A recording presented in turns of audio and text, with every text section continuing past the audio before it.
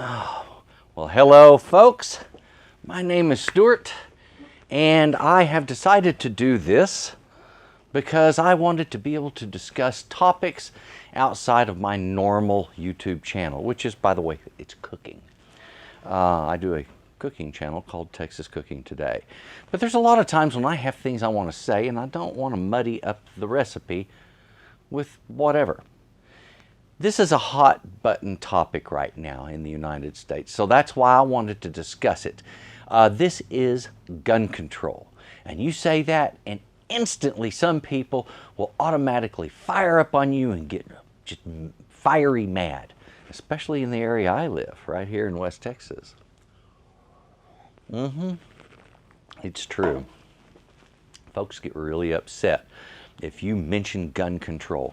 It's as if you said, I'm going to show up at your house to take your guns away from you. Well, ladies and gentlemen, that's not what gun control is, okay? That would be gun seizure, all right? So you need to learn the difference. There's a difference between seizure and control, okay?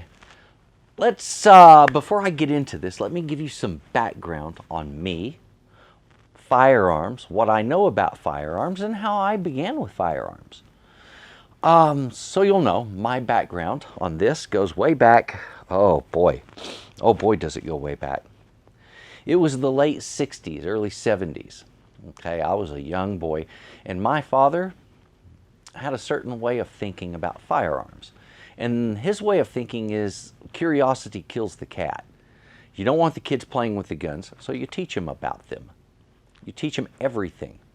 So at a very young age, I learned about firearms. I learned how dangerous they are and how when you pull the trigger, the person on the other end doesn't get back up the way they do in the movies. They die, and you lose that person forever. I learned how to break those guns down, how to clean them, how to use them proficiently, and also how to treat them appropriately, how to handle them appropriately, and how to be properly respectful of it. Also learned that it doesn't belong in your car, it doesn't belong on your waist, it belongs put away unless you need it or wish to use it. Now, wish to use it could be going to the firing range and doing some target practice. Or if you're using a shotgun, you could shoot trap or skeet. So you shoot the little clay pigeons that fly through the air, what we call birdies or whatever. Yeah, it's just a little clay disc that we shoot. And those are fun games. You should try it sometime if you haven't. I enjoy them. You might also. Well, let me tell you something. Even when I started going to youth camps, and this was early 70s, there were different youth camps that I went to. One of them was actually the YMCA. All of these youth camps taught firearms, rifles, how to use them. Yeah, every single last one of them. And so that was just a part of the culture of the area and of that time. And of course, back then we didn't have a lot of kids running into schools shooting up the place. All right, we left the guns alone. But I think in part that comes with a culture approach. The culture back then saw firearms as something that you don't play with. That's something very serious. And so the culture was that we have these for hunting, we have these for target practice, and for some fun types of shooting like skeet or trap shooting. That's all good fun, all right? And it's a lot of good times, even black powder shooting at steel silhouettes. That can be quite interesting. All right. And so there's a lot of people that enjoy those sports. Here's the thing.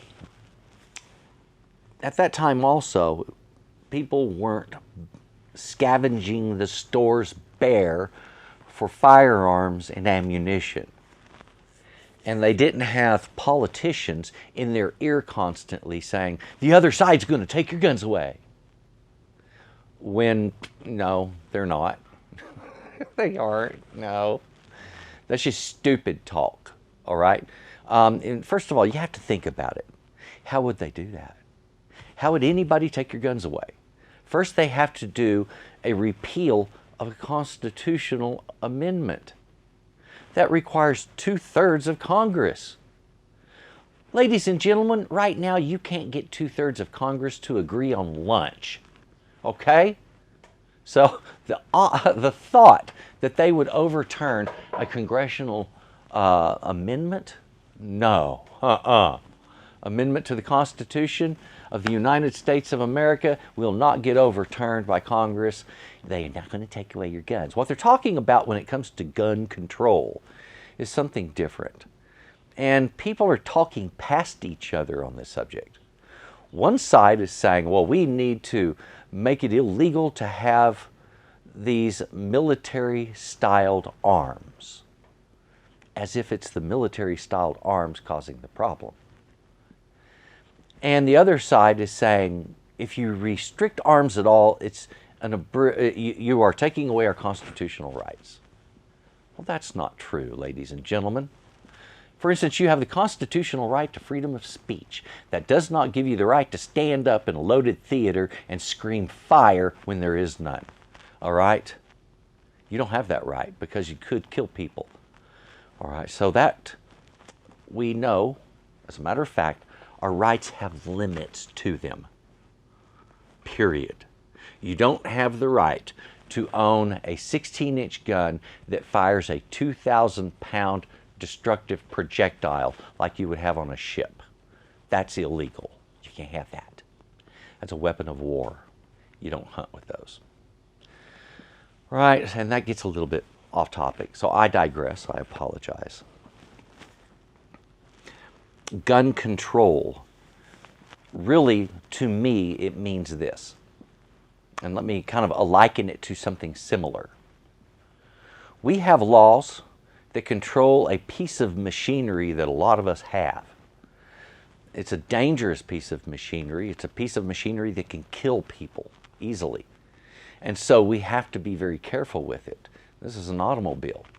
This machine must be registered with the state. You must have that machine inspected each year so that you know it's in good working condition and not dangerous. That machine you need to have insurance on so that if something goes wrong and somebody else becomes injured, you'll have a way of making them whole financially because you've got insurance. So we insure the vehicles to make sure that others are kept safe from anything that we might do accidentally. Then we have to prove that we can safely operate that very dangerous machine. Now, if we have to get a license and do all those things for an automobile, why is it that you can go out and get something more dangerous, a firearm, without any regulation at all? Should it be legal to just purchase any firearm without having zero training, none at all? Should that be legal? Or is it something where if we regulate it a little more, we can require people to have the proper training? You see, when you're training people, that's when you find out if they're nuts or not.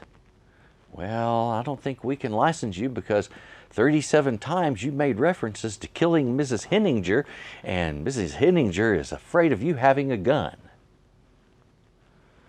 All right? So, you know, it's that kind of thing. It goes beyond background checks.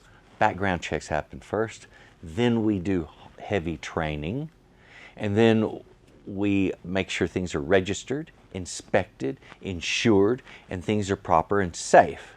That's regulation. That is gun control, ladies and gentlemen, and that is the kind of things that might actually help in this situation. Now, you might say, what situation? Well, if you don't know the situation, it's pretty doggone obvious. There is a mass shooting almost every single day in the United States. I did not say school shooting, I said mass shooting. Many cases, they are school shootings, but not all. Sometimes it could be well, recently it was a medical facility. It could be a grocery store. It could be a mall. It could be anywhere, folks. All right? But it's happening too much. Now, you might say, well, it's because our society has become unhinged. Because of first shooter games. Because of too much stress in kids' lives. Because those are things that exist in all of the other countries, and they're not busy shooting up their schools, okay? And I would like to use a real good example, Switzerland. Switzerland, everyone has a gun, for the most part.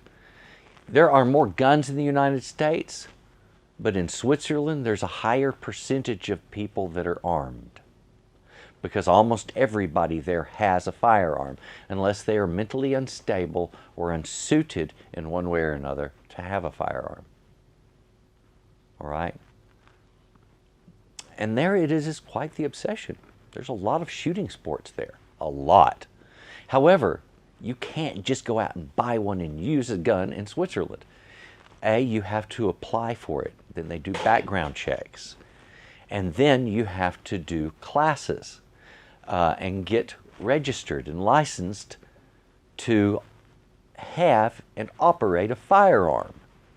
And you have to show yourself to be both proficient as well as knowledgeable of the laws and proper procedures for handling. Otherwise, you don't get it. You don't get your gun, you don't get your license to use it, and furthermore, it has to be registered yearly. It has to be insured, okay? And guess what, folks? They don't have mass shootings. They don't have school shootings. They have a calm society of folks that are all armed and know how to use their firearms. Now, for those of you who say, well, that's what we need, is just more guns. If everyone's armed, it won't happen. No, that's not the way it works. Throwing more guns into a firefight isn't a recipe for less firefight. All right? It doesn't work that way.